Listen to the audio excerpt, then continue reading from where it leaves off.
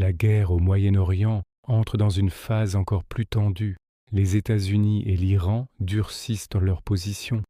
Les négociations semblent au point mort et sur le terrain, les frappes continuent. Mais un élément clé change la donne. Le détroit d'Ormuz, passage stratégique du pétrole mondial, est désormais au cœur du conflit. Et selon plusieurs informations, l'Iran contrôlerait le passage en laissant passer certains navires, mais pas tous. D'un côté, Donald Trump affirme que l'Iran est affaibli et prêt à négocier. De l'autre, les autorités iraniennes démentent totalement et refusent toute pression. Résultat, aucun accord en vue. Sur le terrain, les combats continuent. En Israël, sirène d'alerte, tirs de missiles iraniens, blessés signalés, le système de défense comme le dôme de fer intercepte une partie des attaques, mais pas toutes. Au Liban, Israël intensifie ses opérations contre le Hezbollah. Des frappes ont lieu dans le sud du pays. En Iran, bombardement à Téhéran, pertes dans les rangs militaires. Même des hauts responsables iraniens ont été tués, notamment un commandant naval important. Le conflit s'étend et s'intensifie. Le point central aujourd'hui, c'est le détroit d'Ormuz. Ce passage est vital pour le monde. Environ 20% du pétrole mondial y transite, des centaines de navires chaque semaine, une route essentielle pour l'énergie. Et l'Iran a renforcé son contrôle sur cette zone. Mais ce qui est nouveau, c'est la stratégie utilisée. Tension maximale, risque d'escalade militaire. Et pendant ce temps, des milliers de soldats américains supplémentaires arrivent. Des troupes sont envoyées dans la région pour renforcer la présence des États-Unis face à cette crise. Le détroit d'Ormuz, artère vitale de l'économie mondiale, est au cœur d'une crise sans précédent. L'Iran impose désormais un contrôle sélectif sur ce passage stratégique. Certains navires passent librement, tandis que d'autres sont interceptés. Ce n'est plus un simple passage maritime, mais un véritable péage géopolitique imposé par Téhéran. Les navires de commerce sont ralentis par des patrouilleurs. L'utilisation du yuan chinois pour régler ses droits de passage illustre une volonté de contourner les sanctions.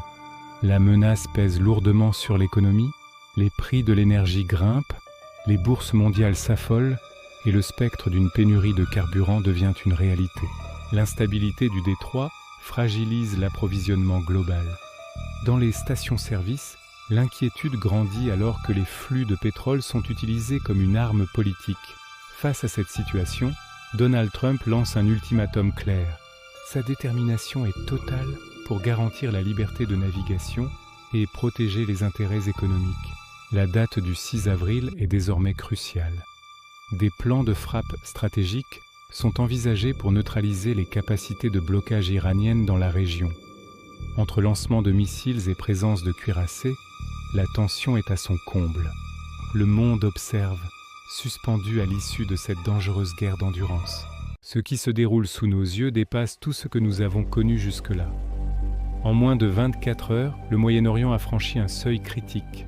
Nous ne sommes plus face à une simple escalade, ni à une confrontation limitée. Nous assistons à une rupture profonde. Une rupture alimentée par des décisions politiques, des erreurs de calcul et des stratégies qui échappent de plus en plus au contrôle. Heure par heure, la situation s'est aggravée. À 23h57, des explosions sont signalées à Jérusalem.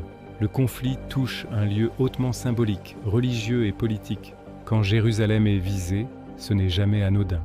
À 02h22, des explosions sont entendues à Amman. Le conflit déborde. Il ne se limite plus à un front précis, il devient régional. À 01h39, un incendie éclate à l'aéroport international du Koweït. Des drones visent des réservoirs de carburant. Une infrastructure stratégique est directement frappée.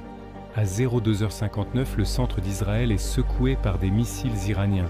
La nuit devient un moment de guerre. Il n'y a plus de répit. À 03h18, une frappe touche la région de Tel Aviv. Des coupures d'électricité sont signalées. L'énergie devient une cible. La guerre change de nature. À 05h26, sirènes et frappes à Beersheba. Le sud du pays est à son tour touché. À 05h34, Bahreïn est frappé. Alerte prolongée, explosion. Le Golfe entre dans la zone de feu. À 07h20, les frappes s'intensifient. Désert du Negev, sud d'Israël. Zones industrielles comme Ramla. L'économie devient une cible directe. Et pendant ce temps, le Koweït diffuse des consignes de sécurité nucléaire.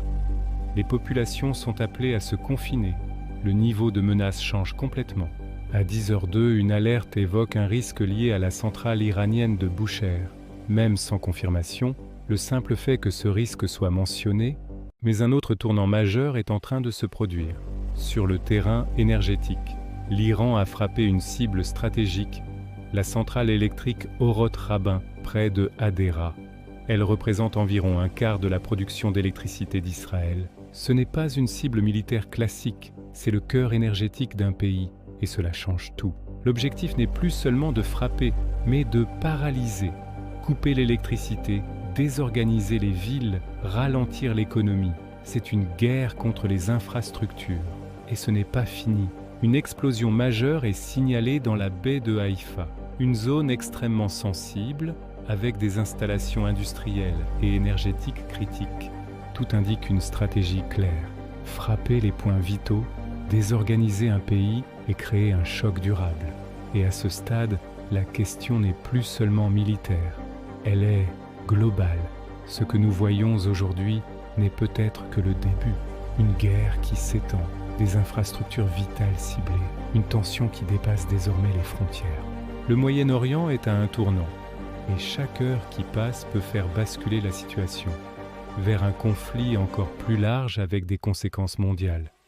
La vraie question maintenant, ce n'est plus de savoir si la situation est grave, mais jusqu'où elle peut aller. Et surtout, restez connectés.